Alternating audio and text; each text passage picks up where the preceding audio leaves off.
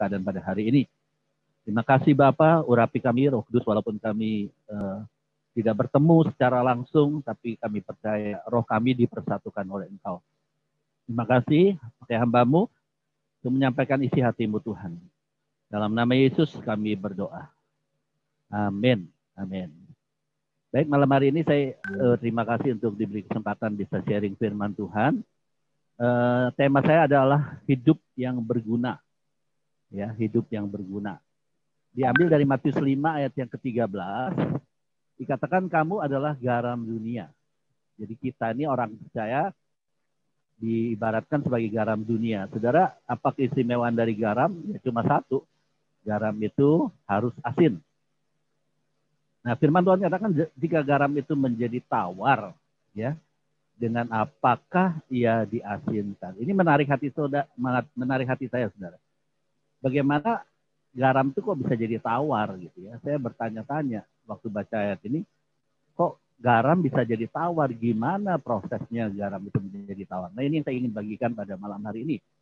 Dan firman Tuhan katakan tidak ada lagi gunanya kalau garam itu tawar selain dibuang dan diinjak orang. Nah, saudara, kenapa firman Tuhan ini berbicara kepada saya pada hari-hari ini? Karena dunia ini sedang tawar hati, saudara.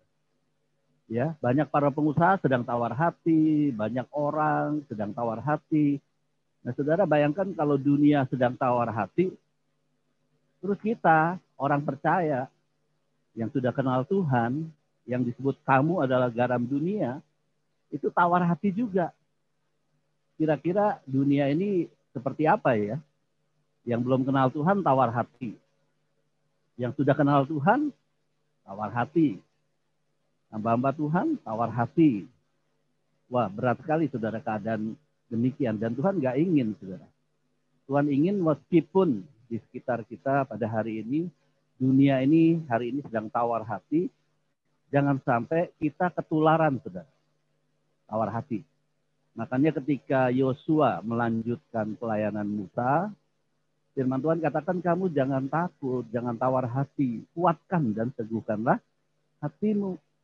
Walaupun berat sekali bagi Yosua untuk melanjutkan kepemimpinan Musa yang begitu disertai Tuhan, diurapi Tuhan. Tapi firman Tuhan jelas katakan kepada Yosua, jangan tawar hati. Jangan takut, tapi kuatkan dan teguhkanlah hatimu. Jadi saudara, tidak ada alasan buat kita untuk tawar hati. Ya, kalau kita tawar hati, nggak ada gunanya, kata firman Tuhan. Selain apa? Dibuang dan diinjak orang. 2 Timotius 3 ayat 17 berkata begini, saudara. Dengan demikian, tiap-tiap manusia kepunyaan Allah. Kita ini semua kepunyaan Allah, amin, saudara. Diperlengkapi untuk setiap perbuatan baik. Jadi garam itu hanya diperlengkapi dengan satu rasa. Nggak ada rasa yang lain, saudara. Garam itu hanya diperlengkapi Tuhan dengan satu rasa, yaitu apa? Rasa asin. Ya, makanya nggak ada rasa lain untuk garam itu. Rasa asam gitu. Berubah garam itu bukan jadi garam, saudara. Ya, garam itu cuma punya satu rasa, yaitu asin. Nah, saudara, untuk hidup yang berguna, untuk menjadi orang yang berguna, itu tidak dibatasi oleh usia, kepandaian, kekayaan, enggak, saudara. Banyak orang yang pandai juga belum tentu berguna. Ya, banyak orang yang mungkin kaya, tetapi hidupnya juga nggak berguna. Saudara, Tuhan bisa memakai kita semua. Baik tua, baik muda, baik status sosial rendah, status sosial tinggi, pendidikan rendah, pendidikan tinggi. Itu nggak ada susahnya buat Tuhan untuk memakai kita. Karena kita ini semuanya adalah garam dunia. Saya kasih contoh, saudara. Kalau yang sudah usia tua, mungkin Kaleb. Kaleb itu menduduki Hebron pada usia 85 tahun. Sudah tua, saudara. Musa melayani Tuhan mulai umur 80 tahun. Jadi bukan usia yang muda. Ya, 80 tahun loh dipakai Tuhan. Jadi kalau ada Bapak Ibu Saudara yang belum 80 tahun mau pensiun, ya malu sama Musa dan Kaleb. Ya. Kemudian ada satu lagi budak perempuan kecil yang bekerja di rumah Naaman, saudara. Ini budak perempuan kecil orang Israel. Dia memberitahu pada Naaman untuk pergi ke Israel bertemu dengan Nabi Elisa. Sehingga apa? Kustanya sembuh. Ada perempuan Samaria yang ketemu Yesus di sumur Yakub. Nah itu perempuan Samaria ini perempuan yang nggak benar, saudara. Dia suaminya 5 tambah hari itu waktu itu Tuhan suruh dia panggil suaminya, saudara. Ternyata itu juga bukan suaminya, gitu. Ya, itu temannya, saudara. Jadi, tapi perempuan Samaria itu dipakai Tuhan luar biasa. Dia bisa memenangkan satu kota Samaria. Padahal tidak berpendidikan, perempuan yang bejat, moralnya buruk, saudara. Kemudian murid-murid Yesus, Petrus, Yohanes, Yakobus itu adalah nelayan, bukan orang pandai. Berbeda dengan Saulus, Saulus orang yang pandai, ahli Taurat, saudara. Berbeda dengan Daniel, Sadrak, Mesak, Abednego, mereka orang-orang yang terpilih, orang yang pandai, yang dipakai Tuhan. Jadi buat Tuhan, saudara mau usia muda, mau usia sudah senior, mau pendidikan rendah, mau pendidikan tinggi, mau punya status sosial rendah, mau status sosial tinggi, nggak ada bedanya. Kita semua adalah garam dunia. Nah, saudara, saya masuk ke poin yang penting sekali. Pertanyaan bagaimana garam itu bisa menjadi tawar. Pernah nggak saudara berpikir, di mana garam itu menjadi tawar? Jadi ada satu histori, satu sejarah, Dr. Thompson dalam bukunya The Land and the Book menceritakan gini.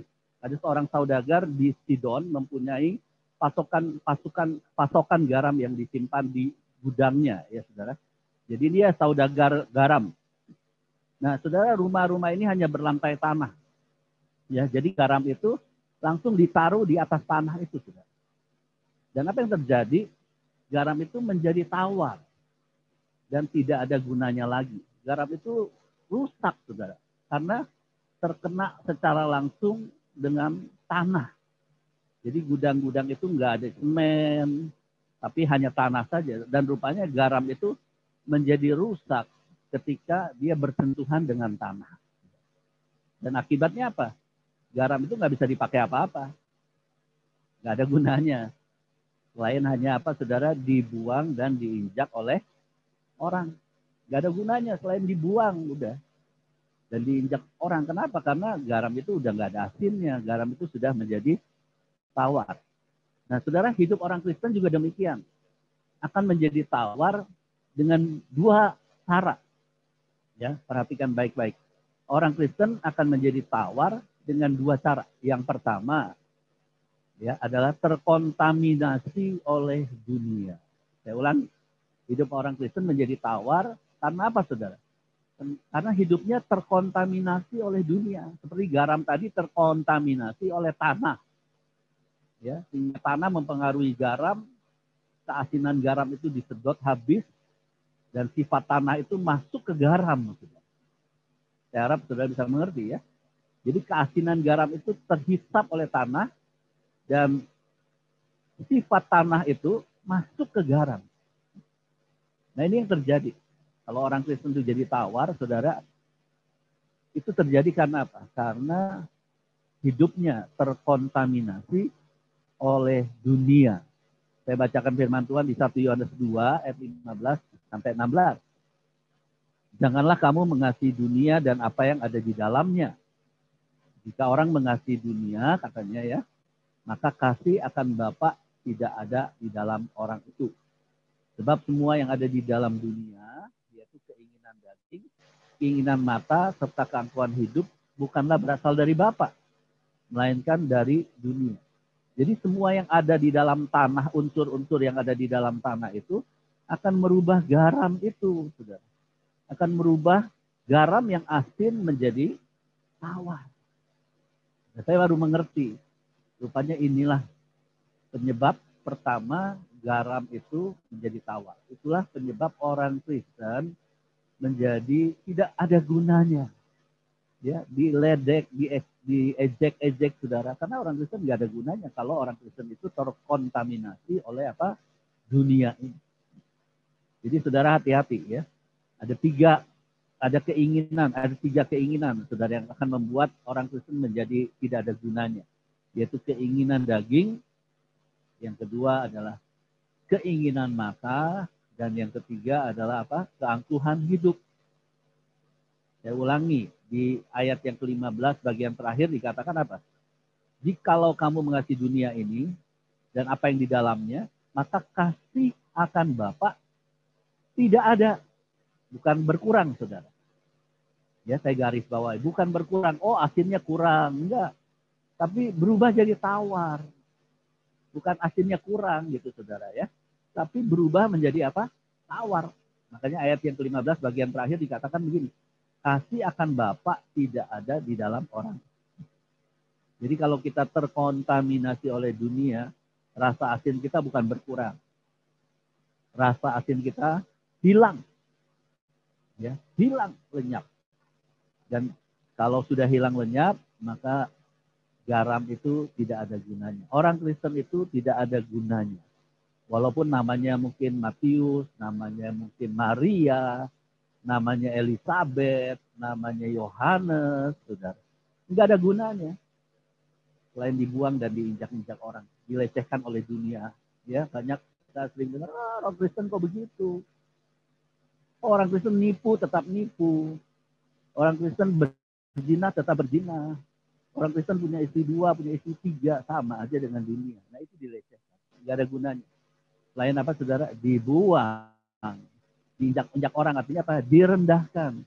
Saya mendorong saudara jemaat Bekasi Timur jangan satu pun yang direndahkan oleh orang dunia ini. Amin saudara. Jangan satu pun kita direndahkan. Karena kalau kita direndahkan, itu artinya Tuhan direndahkan. Oke, yang kedua.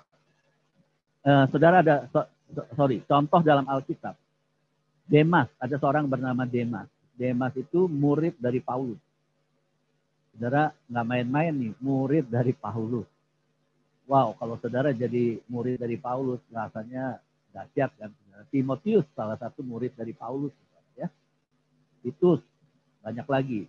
Ya, murid-murid Paulus yang jadi orang-orang yang diurapi Tuhan. Tapi Demas itu adalah salah satu murid Paulus yang telah hidupnya telah menjadi rusak. Di 2 Timotius 4 ayat 10. Karena Demas telah mencintai dunia. Katanya. Ya, tadi dunia apa? Keinginan daging, keinginan mata, dan keangkuhan hidup. Dan meninggalkan aku. Meninggalkan Paulus. Artinya meninggalkan Paulus sama saja dengan meninggalkan siapa? Tuhan. Dia telah berangkat ke Tesalonika. Oke, secara cepat saya lanjut. Yang kedua, saudara, kenapa orang Kristen menjadi tawar? Yang kedua, kata tawar dalam bahasa aslinya itu moraino. Artinya menjadi bodoh. Ya, menjadi bodoh. Maksudnya apa menjadi bodoh? Nah, dijelaskan di Efesus 5 ayat 17 sampai 18. Sebab itu janganlah kamu bodoh, tapi usahakanlah supaya kamu mengerti kehendak Tuhan. Dan janganlah kamu mabuk oleh anggur, karena anggur menimbulkan hawa nafsu. Tapi hendaklah kamu penuh dengan roh. Jadi jangan bodoh. Contoh orang yang bodoh dalam Alkitab yang sudah diurapi Tuhan. Siapa? Simson. Simson itu orang yang bodoh. Kenapa? Karena dia melakukan kehendaknya sendiri. Dia nggak mau ikuti kehendak Tuhan. Dia membiarkan hawa nafsunya menguasai dia. Di Hakim-Hakim 16 ayat 24 sampai ayat 25 berkata begini. Dan ketika orang banyak melihat Simson, mereka memuji Allah huruf kecil ya. Allah orang Filistin. Sambil berseru, telah diserahkan oleh Allah kita ke dalam tangan kita, musuh kita, perusak tanah kita, dan yang membunuh banyak teman kita. Ayat yang ke-25, ketika hati mereka riang gembira, berkatalah mereka, coba saudara dengarkan, panggillah Simson, untuk apa saudara? Melawak. Bayangkan saudara, Simson yang disuruh menjadi hamba Tuhan, nasir Allah, akhir hidupnya jadi apa? Pelawak, diinjak-injak orang. Ya, diinjak-injak orang, nggak ada gunanya lagi. Nah itu yang kedua saudara. Yang pertama terkontaminasi oleh dunia, dan yang kedua adalah tawar, ya, menjadi bodoh, saudara. Menjadi bodoh. Arti kata tawar menjadi bodoh. Jangan jadi bodoh, saudara. Lakukan kehendak Tuhan. Dan yang terakhir, pergaulan yang buruk merusak kebiasaan yang baik. Saudara sudah tahu ayat itu ya. Pergaulan yang buruk merusak kebiasaan yang baik. Contohnya siapa, saudara? Lot. Lot itu bukan hanya salah memilih lokasi, dia memilih Sodom dan Gomora untuk menjadi tempat tinggalnya ketika gembala-gembala Lot dan Abraham bertengkar. Dan Abraham bilang, pilih dulu deh. Keponakan yang kurang ajar ini milih dulu, sudah. Dan Dia salah milih lokasi. Pertama salah milih lokasi. Tapi akibatnya yang kedua salah milih relasi. Ya, salah milih lokasi pertama, akhirnya salah milih relasi, salah milih pergaulan. Karena di dalam Kejadian 13, kalau saudara baca ayat yang ke-13, ya, Kejadian 13 ayat 13, adapun orang Sodom itu sangat apa? Jahat dan berdosa terhadap Tuhan. Jadi Lot memilih relasi dengan orang yang jahat. Dengan orang yang apa? Berdosa. Akibatnya apa? Dia juga jadi jahat. Dia juga jadi orang yang berdosa terhadap Tuhan. Jangan salah pilih relasi, saudara. Pilihlah teman-teman seiman yang menguatkan saudara. Masuklah ke dalam kelompok kesan. Masuklah ke dalam kelompok kesan. Supaya saudara memiliki relasi yang sehat. Saya simpulkan. Ya. Jadi ingat, garam itu kalau menjadi tawar tidak ada gunanya selain dibuang dan diinjak orang. Ayo, jangan sampai kita jadi tawar hati. Dunia ini sedang tawar hati. Kalau kita tawar hati juga, apa bedanya kita dengan dunia? Tapi sementara dunia tawar hati, kita tetap jadi garam yang asin. Amin, saudara. Jadi garam yang asin untuk mempengaruhi dunia ini. Apapun keadaan saudara, usia saudara berapapun, status sosial saudara seperti apapun, gak usah takut. Tuhan bisa pakai semua kita. Tuhan sanggup pakai kita semua. Asal kita jaga diri kita jangan terkontaminasi oleh dunia, yang pertama.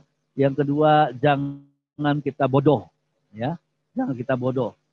Yang ketiga, hati-hati dengan relasi. Mari kita berdoa sebentar untuk mengakhiri renungan firman Tuhan malam hari ini dengan tema hidup yang berguna. Bapak, terima kasih. Hamba telah menyampaikan firman Tuhan yang sederhana ini. Biar kami menjadi pelaku firman Tuhan. Biar kami menjadi garam yang tetap asin. Karena dunia ini sedang tawar hati. Jangan sampai kami ikut tawar hati Tuhan. Tapi sementara dunia tawar hati, kami tetap asin.